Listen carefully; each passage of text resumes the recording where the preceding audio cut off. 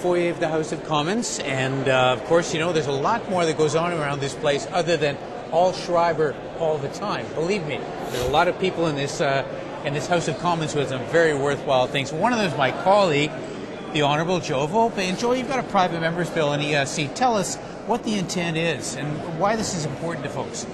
Well, ESC, of course, is electronic stability control on vehicles. Yep. And it's a computerized mechanism that stabilizes a car when it's sliding, whether it's on ice, on wet leaves, on water, black ice, etc.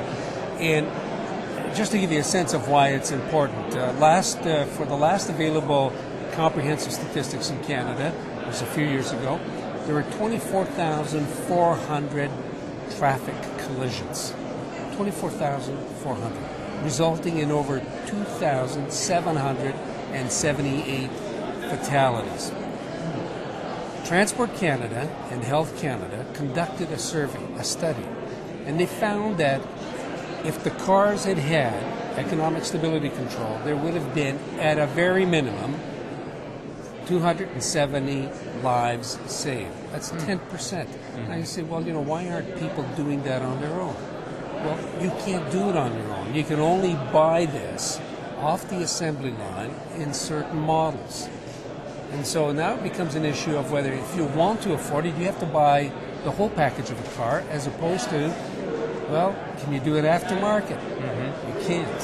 You've got to install it at the assembly line.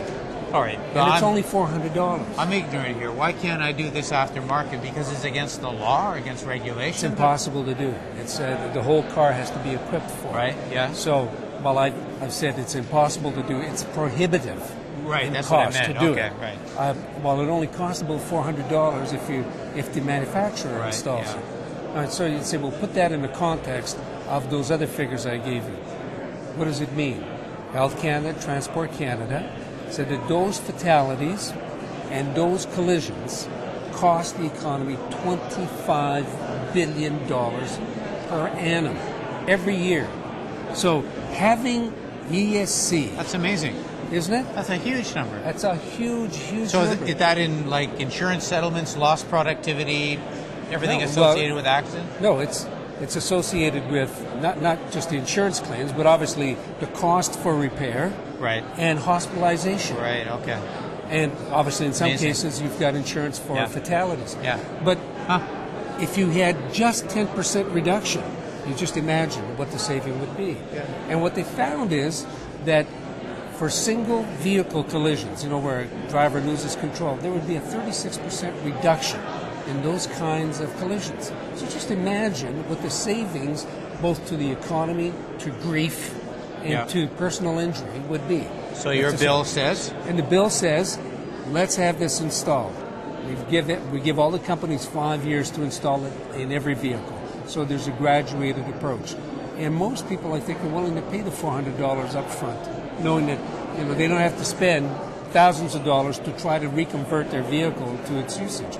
And it gives the manufacturers ample time to do this. Are you getting resistance from the manufacturers? No, quite frankly, not at all. Really? And for example, they're doing this already in the United States. They're doing it in Germany and in England. They're doing it in the Scandinavian countries. Australia is starting to move in this direction. So it's just a question of time. But we haven't put any pressure on the manufacturers to get moving along. And living in a continental market like we have, we should be the first off the mark on this. So where is the bill now in the legislative process? Well, I presented it in the House. Yeah. So we're waiting for the rotation to bring it up to the point where we can debate it and vote on it. So you know, we're a few months away from that, but it's already there. The pressure's already gone out. Transport Canada knows that we have it.